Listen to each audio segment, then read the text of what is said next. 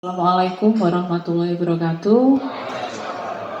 Alhamdulillah wa syukurillah kita diberikan ridho Allah untuk masih sehat dan sempat berkumpul pada sore hari ini di keluarga IPHI.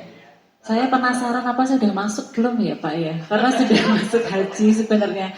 Saya dan suami berangkat tahun 2019.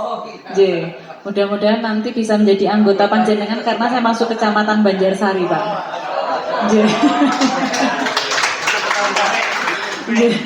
Harusnya sih sudah masuk member ya, Pak. Tinggal lagi, Pak. Kenapa kula ingkang absen terus nih? Yang saya hormati Pak Zainal selaku Ketua IPHI Kota Surakarta, pimpinan kecamatan, ranting juga ya yang sudah hadir pada sore hari ini. Jadi alhamdulillah seperti yang tadi sudah saya sampaikan di awal, mungkin di usia mungkin dibilang belum terlalu senior ya. Saya masih umurnya sekarang 37 tahun, tapi pernah sama Prof Amin dulu ya. Sempat menjadi rektor ya Prof. Iya, nih jadi sama. Saat ini saya menjabat sebagai rektor di Universitas Surakarta atau dikenal dengan UNSA. Dulu berangkat haji tahun 2019. Niko memang cita-cita saya dan suami pengennya waktu itu pengen haji di usia muda, kata. Dan kami sempat waktu itu antri 5 tahun kalau tidak salah ya karena ikut haji plus. Saya daftar 2014.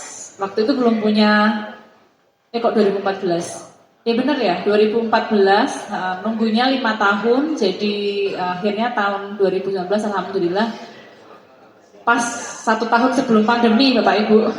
Jadi pas itu ya, tidak kepending sebelum pandemi, alhamdulillah bisa sampai ke Tanah Suci. Dan ada kejadian juga banyak pada waktu itu yang menjadi hikmah saya diperkuat Allah hingga saat ini, yaitu pas tahun 2019 itu kejadian-kejadian luar biasa. Yang pertama waktu itu konon katanya akan jadi haji terpanas gitu ya, tapi qadarullah pada waktu saya di Arafah pun turun hujan. Jadi kami doanya di luar waktu itu. Kemudian juga guru kami, saya juga sama suami kan juga ada beberapa ini ya guru yang untuk kami ngaji, salah satunya Mbah Mun ya, almarhum Mbah Maimun Zubair. Waktu itu juga pas haji di sana dan pas tahun 2019 saya ikut di sana. Jadi pas Mas Purnomo bisa langsung ini ke Makla gitu. Langsung sekalian ke Makla pada waktu itu. Akan menjadi sebuah kehormatan bagi kami jika nantinya kami juga diterima di keluarga IPHI di luar konteks menuju ke pilkada ini kan betul-betul sebagai masyarakat Solo yang memang ingin menjalin silaturahmi, pengen menjalin kekeluargaan bersama panjenengan sedoyo. Saya yakin tidak hanya dari latar belakang kita semua yang berbeda, tetapi juga dengan adanya silaturahim yang terjalin nanti kita juga bisa menguatkan satu sama yang lain. Termasuk barangkali ada yang ingin tertarik untuk kuliah lebih lanjut S1 atau S2 di UNSA, monggo. Tentu khusus keluarga IPHI gitu. Ini kok perkenan rumiyin Pak. Lajeng perjalanan saya di pendidikan ini juga betul-betul kami menjalankan apa yang disebut dengan Tridharma. Kalau di pendidikan tinggi ada 3 hal yang kami jalankan, yaitu dari sisi pendidikan, yang kedua adalah penelitian, dan ketiga adalah pengabdian masyarakat. Dan di sisi yang ketiga ini, di pengabdian masyarakat, Allah memberikan saya banyak sekali ruang untuk akhirnya bisa berkontribusi langsung, tidak hanya sebagai dosen atau pengajar, tetapi juga kontribusi nyata kepada Pemkot, kepada instansi swasta, beberapa lembaga-lembaga yang akhirnya menjadi mitra kami. Dan secara personal, secara saya pribadi pun akhirnya banyak juga membuat program-program ya yang berkenaan dengan kebijakan-kebijakan di pemerintah kota maupun kabupaten. Karena Bapak Ibu, UNSA itu kan di antara Kota Surakarta dan Kabupaten Karanganyar. Jadi memang banyak kegiatan kami pengabdian masyarakat yang memang sudah menjadi bagian dari program-program di masing-masing Pemda, baik di Karanganyar maupun di Solo gitu. Jadi di Karanganyar itu saya juga banyak sekali desa-desa wisata yang kami bina, termasuk kelurahan dan bahkan desa digital yang akhir-akhir ini juga kami bangun melalui UNSA. Dan tahun 2023 itu kan saya baru dilantik ya menjadi rektor. Sebelumnya kami di yayasan. Jadi tahun 2023 tahun lalu itu karena tugas saya yang banyak berkenaan dengan apa ya, boleh dibilang tampil di publik juga ya dengan kemitraan, kemudian saya juga banyak bertemu dengan berbagai lembaga sehingga banyak juga akhirnya mengenal Mbak Astrid. Nah, dari kegiatan-kegiatan saya di pengabdian masyarakat Niko, akhirnya 1 tahun terakhir karena baru tahun kemarin 2023 ini akhirnya mendapat banyak perhatian termasuk beberapa kedinasan di Solo. Katanya Mbak Astrid jangan ngopeni Karanganyar saja, Solo juga dibantu ngatan. Ceritanya seperti itu. Jadi di 2023 alhamdulillah banyak sekali hampir di semua dinas pariwisata, dinas tenaga kerja, kemudian juga dinas perdagangan, beberapa dinas-dinas terkait yang membutuhkan kajian dari kampus kami maupun saya sendiri sebagai salah satu bagian dari narasumber, tentunya kami sangat total gitu ya dalam memberikan kontribusi kepada pemerintah kota pada waktu itu. Dan karena kebetulan lagi ini menjelang tahun politik ya, tahun 2023 akhirnya nama saya masuk di radar survei pada waktu itu. Nah, di bulan Maret, nggih Bapak Ibu, Niko kan sampun medal nggih survei pun di media dan menjadi kebanggaan bagi kami dari akademisi ya Pak ya, itu ada yang akhirnya muncul gitu. Biasanya kalau di Solo pemimpinnya kalau nggak backgroundnya dari politisi, dari pengusaha Nathan. Nah, saya sendiri dari Tepang selain di rektor, saya juga ada beberapa bisnis sebenarnya yang dikembangkan, tapi memang masih saya linearkan dengan bidang pendidikan. Karena memang sejak saya lahir sampai saya besar, lingkungan saya memang lingkungan pendidikan.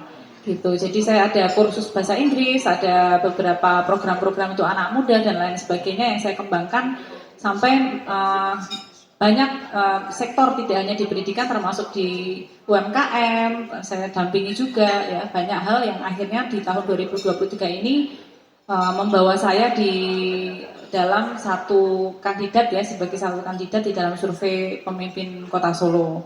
Nah, singkat cerita, alhamdulillah termasuk hari ini matur nuwun PKS juga sudah mengajak kami, mengundang kami termasuk salah satu parpol yang mendorong juga Mbak Astrid untuk terus maju ngaten. Jadi tanpa teman-teman dari partai politik ini saya juga nggak mungkin ada di sini Pak gitu. Jadi banyak yang dalam perjalanan itu akhirnya mengenal satu sama lain, kemudian ada visi-visi yang sama juga. Kalau kaitannya dengan partai politik yang berbasis agama, saya sangat mendukung karena kita memiliki visi tentunya Solo ini tidak hanya fokus pada pengembangan atau pembangunan fisik saja nih, atau infrastruktur, tetapi juga dari sisi manusianya.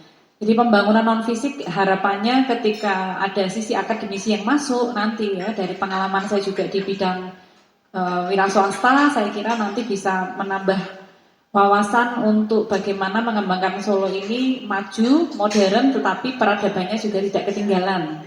Nah, peradaban ini kan harus dikawal. Peradaban ini di dalamnya juga ada dari institusi formal melalui sekolah, kampus, dan dari institusi non formal juga banyak sekali yang mungkin kita bisa mulai kuatkan mulai dari lingkungan terdekat kita yaitu keluarga. Jadi saya sangat concern, saya sangat akan menggarisbawahi banyak pengembangan nanti di Kota Solo, khususnya mengawal bagaimana keluarga Solo itu betul-betul bisa sejahtera mulai dari bagaimana menjaga kesehatan fisik dan mental, kemudian gizinya, banyak kegiatan ibu-ibu juga ya karena selama ini mungkin belum ada juga pemimpin dari perempuan. Nah, ini mungkin ada hal-hal yang mungkin kita sentuh juga dari sisi perempuan, dari kegiatan-kegiatan mulai dari PKK maupun kemandirian karena saya lihat data di Solo itu banyak sekali juga UMKM itu 80% perempuan, Bapak Ibu gitu. Jadi kita akan sama-sama gandeng, kita pastikan yang namanya roda perekonomian di Solo ini bisa terus berputar dan tentunya bisa dirasakan oleh seluruh lapisan masyarakat. Dan kaitan dengan visi misi, saya sendiri mungkin perlu menyampaikan di sini sudah lama sekali berbincang dengan pada waktu itu sebelum Mas Respati kan dengan Kanjeng Gusti Breng sebelumnya. itu sudah banyak berbincang juga bagaimana Solo ini tetap berkelanjutan, tetapi juga tidak meninggalkan sisi budayanya. Jadi ada tagline atau visi besar yang kami bawa, yaitu visi Solo tetap berbudaya dan berkelanjutan. Itu yang menjadi visi utama. Dan seiring perjalanan waktu memang karena satu dan beberapa hal akhirnya beliau tidak jadi maju dan digantikan Mas Respati. Di sini kami tetap tidak meninggalkan sisi kota Solo berbudaya dan berkelanjutan, tetapi kami juga menambahkan semangat-semangat anak muda di sini tentang bagaimana banyak nanti kegiatan-kegiatan, program yang dijalankan di Solo dengan semangat inovasi, kolaborasi, dan lain sebagainya. Nah, sedangkan untuk misi-misi kami telah membuat lima program misi yang diturunkan dari visi tersebut. Ya, diantaranya yang justru nomor satu itu di sisi SDM, di sisi pendidikan. Ini perlu saya sampaikan juga, dan ini pertama kali saya sampaikan di forum, jadi ini agak spesial. Kemarin ada informasi dari pusat yang bolak-balik dipermasalahkan masalah pendidikan itu kan masalah zonasi. Ini sudah ada wacana zonasi ini nanti akan dikaji ulang dan kemungkinan akan dihapus Pak, Bu, gitu. Ini sudah ada informasi untuk bisa saya sampaikan. Dan tidak hanya masalah zonasi, tetapi juga bagaimana membentuk siswa atau mungkin anak-anak kita, generasi penerus kita itu tidak cukup hanya berbicara akademis saja ya, atau nilai-nilai saja, tetapi bagaimana tetap meningkatkan kompetensinya, nanti bisa menjadi profesional yang hebat di bidangnya masing-masing dan tentunya memiliki akhlak yang mulia. Ini yang menjadi bagian dari pembangunan Solo di 5 tahun mendatang di poin pertama ya, di bidang pendidikan. Selain itu kaitannya dengan sisi yang lain, ada masalah budaya, ada juga masalah kesehatan, kemudian juga ada masalah tentang tata kelola pemerintahan gitu ya, yang secara good governance yang baik seperti apa. Dan yang kelima ini saya kira yang paling penting ya, mungkin saya sampaikan di EPHI ini adalah tentang bagaimana Solo bisa tetap menjadi kota yang nyaman dan toleran. Ya, kita tahu bahwa Solo ini berbicara Muslim saja juga sudah sangat beragam gitu. Jadi kami memiliki prinsip dan komitmen bagaimanapun setiap orang memiliki keyakinan di mana apa yang menjadi syariatnya masing-masing ini tetap harus dijalankan untuk bisa mendekat kepada Tuhan gitu ya, atau Allah Subhanahu wa taala. Dan di sini peran dari pimpinan Kota Solo juga tetap harus menjaga bagaimana ada ruang dakwah, bagaimana juga ada bagaimana nanti kegiatan-kegiatan keagamaan ini juga kami dukung, kami fasilitasi, karena itu tadi yang menjadi PR utama adalah kelanjutan dari pembangunan fisik, yaitu keseimbangan dengan pembangunan non fisik. Saya kira mungkin itu ya yang mungkin bisa saya sampaikan. Prinsipnya ini saya sekaligus mendaftar mungkin ya Pak ya. Kalau belum terdaftar ya Pak, sudah otomatis gitu. Dan tentunya saya pribadi dan mungkin nanti Mas Respati akan menyusul, mohon doa restu dari Panjenengan Sedoyo, Bapak Ibu, karena doa haji dan hajah ini insya Allah lebih makbul, lebih berkah juga untuk apa yang ingin kami jalankan ke depan. Tentunya dengan apapun harapan dan apa yang kita jalankan masing-masing ini semua bisa disertai dengan kebaikan dan kebermanfaatan. Ngaten, matur nuwun, wassalamualaikum warahmatullahi wabarakatuh.